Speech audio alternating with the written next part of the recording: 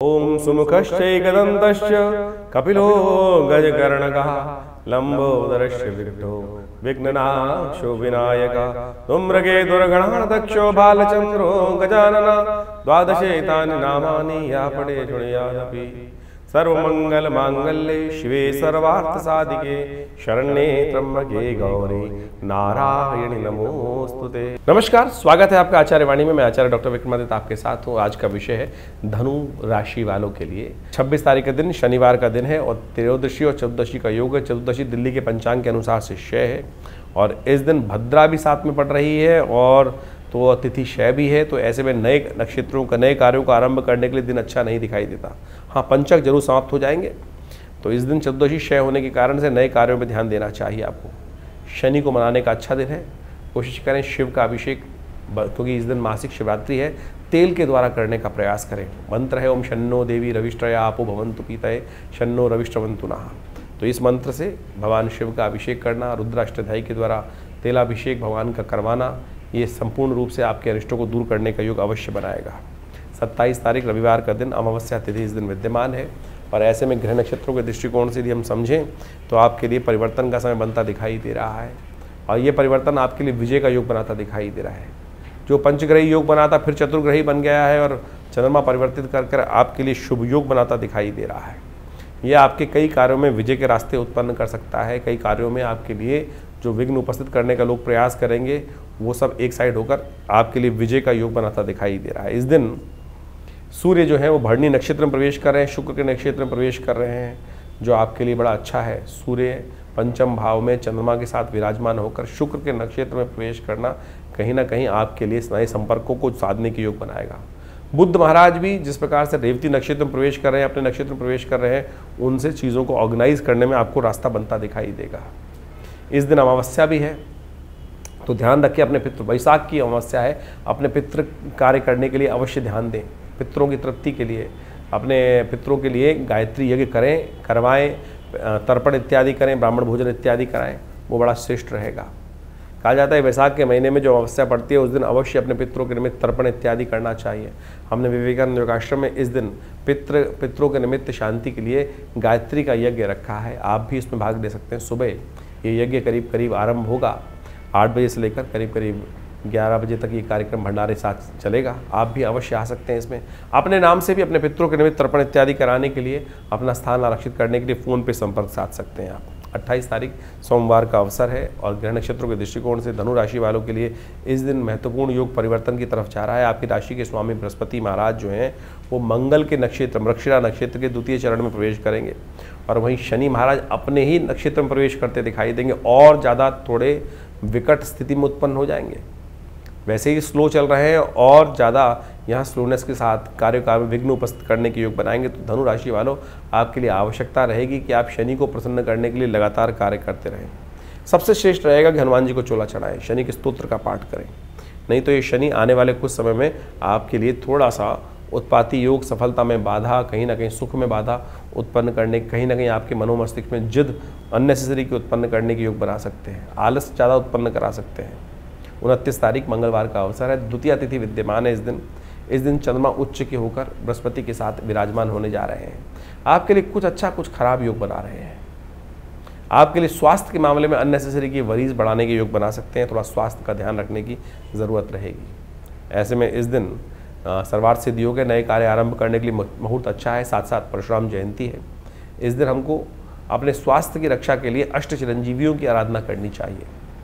अश्वत्थामा, बलिर्व्यासो, हनुमानश्च विभीषण, अष्ट चिरंजीवी के अंदर परशुराम जी भी आते हैं और वो कहा गया अष्ट चिरंजीवी कौन कौन से हैं? अश्वत्थामा, महाराज बलि, व्यास, विभीषण इत्यादि। और अश्वत्थामा, बलिर्व्यास, हनुमानश्च विभीषण, हनुमान जी, परशुराम जी, ये सब लोग अष्ट चिरंजीवी के अंतर्गत आते हैं। इनकी सुंदर रूप से आराधना करने से कहा जाता है कि स्वास्थ्य संबंधी समस्याओं को दूर करने का रास्ता बनता है। इस दिन ब्राह्मणों को भोजन कराएं, गरीबों को भोजन कराएं और ब्राह्मणों की पूजा करें, उनका आशीर्वाद दें, पीले वस्त्र दान करें। ये समस्त कार्य अवश्य करने का प्रयास करना चाहिए। ये परशुराम जयंती मंगलवार के दिन पड़ रही है तो सुंदर योग है, तो इसलिए अवश्य इस दिन अपने आयु की रक्षा करने के लिए अवश्य ये सब उपाय करने चाहिए।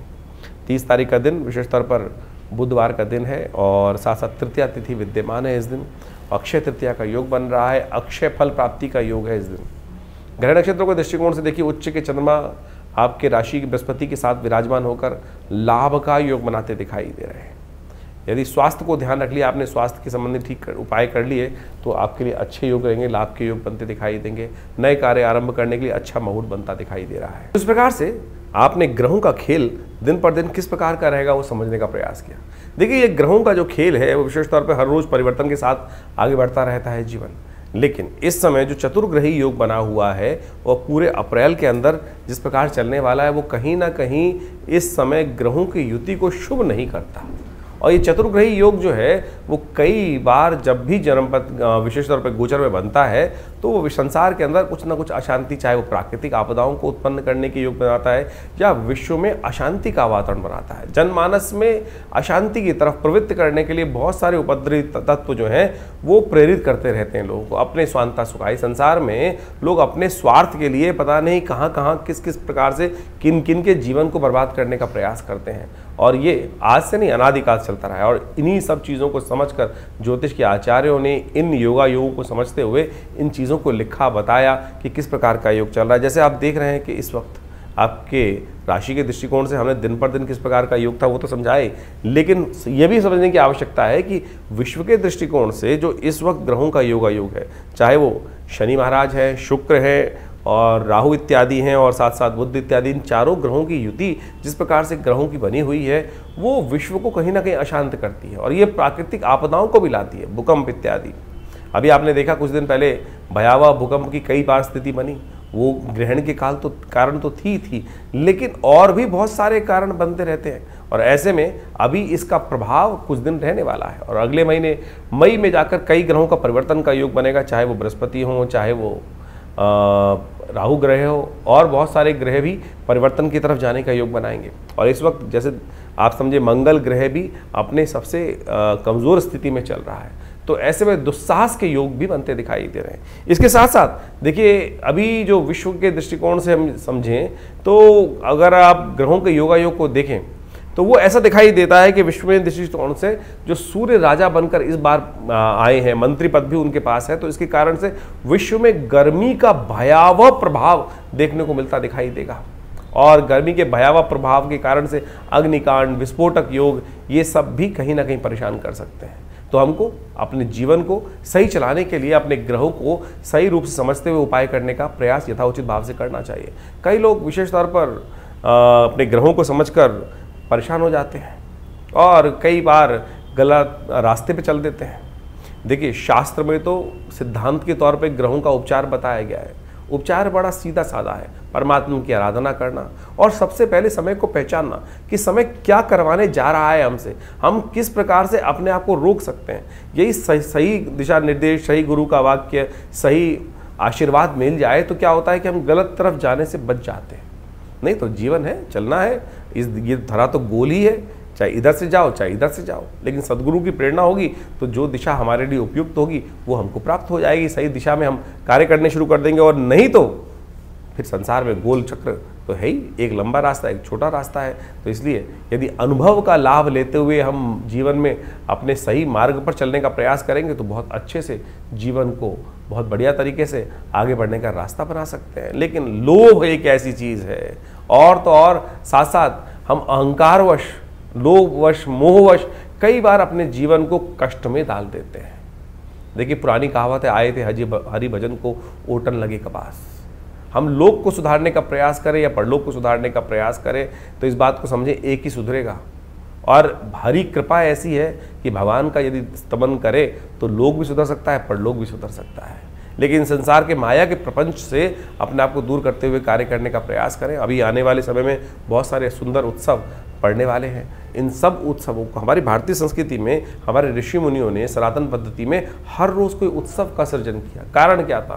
कारण यही था कि मनोमस्तिष्क फालतू के कामों से लगकर हटकर उस परमात्मा की स्तवन में अपने आप को लगा लें। तो वो क्या होता है कि बहुत सारे गलत रास्तों से व्यक्ति बच जाता है और कष्ट से भोगने से बच जाता है। लेकिन हमारे जीवन में जो कर्म का क्षेत्र है वो हर क्षण कुछ ना कुछ कर्म की तरफ हमको प्रेरित कर रहा है।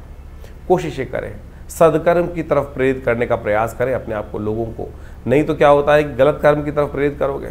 कई बार हम अपने आश्रम में लोगों के जो यज्ञ इत्यादि होते हैं उसके बारे में बता देते हैं, तो कई लोग इस प्रकार से बोल देते हैं कि भैया आचार्य जी आश्रम का ऐड कर रहे हैं।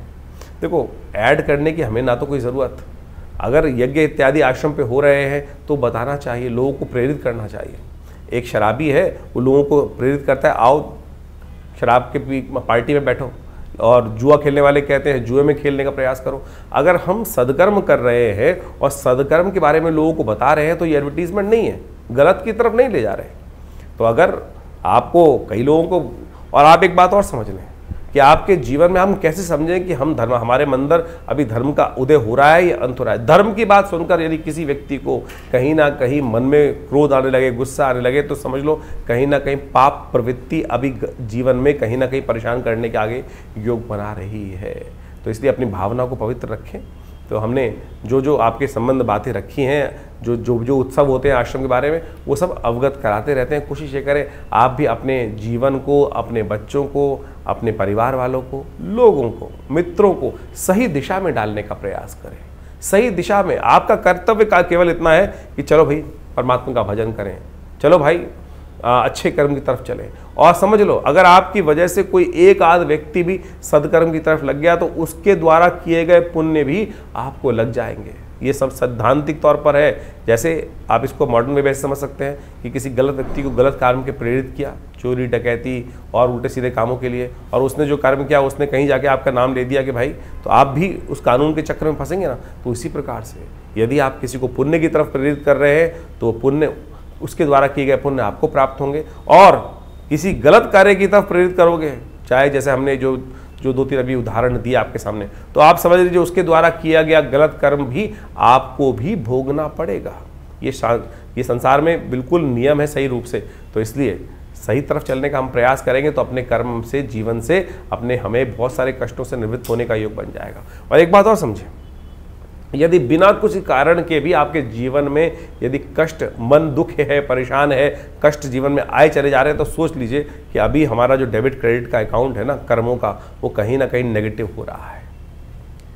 शुभ कर्म अपने आप ज़्यादा से ज़्यादा करने का प्रयास करें। जब वो घड़ा शुभ कर्म से लबालब भरा रहेगा तो आप समझें कि आपके बहुत सारे कष्ट कब आएंगे, कब चले जाएंगे, पता भी नहीं चलेगा। तो इसलिए इस सिद्धांत को समझ लीजिए, यदि छोटा सा कष्ट भी आपको बार बार आके परेशान कर देता है तो समझ लीजिए हमारे पुण्यों के अकाउंट में कितना नेगेटिव बैलेंस है कि हम छोटे छोटे कष्टों से परेशान हो रहे हैं, जिनका वास्तविक जीवन में कोई औचित्य ही नहीं है। और सामने वाला जिसको हम देखकर कई बार ईर्ष्याग्रस्त हो जाते हैं कि भाई उसको भी जीवन में कष्ट सबके आ रहे हैं। सूर्य तो निकल रहा है तो उष्ण जो गर्मी है वो हर एक के लिए पैदा कर रहा है, बरसात हो रही है तो हर एक को गीला कर रही है, लेकिन किसी को उसका दुष्प्रभाव होता है और किसी को उसका शुभ प्रभाव होता है। वो इसलिए कि हमारे पुण्य किस प्रकार के हैं। तो आप सही रूप से पुण्यों को बढ़ाने का प्रयास करें, यही अध्यात्म का रहस्य है। ये न के प्रकारेण, यानी ऐसे या वैसे कैसे भी अपने आप को सद्कर्म की तरफ प्रेरित करने का प्रयास करें। इसके लिए शास्त्रों में अनेक नियम, चाहे वो योग कथाएं हों, चाहे वो यज्ञ हो, चाहे वो दान हो, चाहे वो पुण्य हो, चाहे वो सद्गुरु का आशीर्वाद हो, या अच्छे लोगों के सानिध्य में बैठने की कर्म बनाए गए हैं, वो सब शास्त्र के अनुसार से आपको पुण्यों को बढ़ाने की तरफ ही ले जाते हैं। और वहीं उसके लिए थोड़ी प्रयास करना पड़ता है, श्रुति को ऊर्ध्वगामी बनाना पड़ता है, उठाना पड़ता है, अपनी प्रवृत्ति को नीचे की तरफ जाने की बजाय ऊपर की तरफ उठाना पड़ता है। उसमें लगती है मेहनत। और गलत तरफ जाने के लिए तो आप बैठ चल करते हैं उल्टे सीधे काम, तो बहुत सारे ऐसे हैं, रोज़ शाम को लोग आपको बैठा सकते हैं। तो आप उस पर रोक, उस पर बंदिश, उस पर थोड़ा सा संयम करने का प्रयास करोगे तो खुद देखोगे धीरे धीरे परिवर्तन का रास्ता आपके जीवन में अवश्य बनेगा। और जानिए आपके जीवन में किस प्रकार के ग्रह योग चल रहे हैं, उसके लिए हम लगातार आपके साथ रहते ही हैं। तो आशा करते हैं इन सब दिशा निर्देशों को सही से समझेंगे और अपने जीवन के कष्टों को दूर करने का आप अवश्य योग बनाएंगे।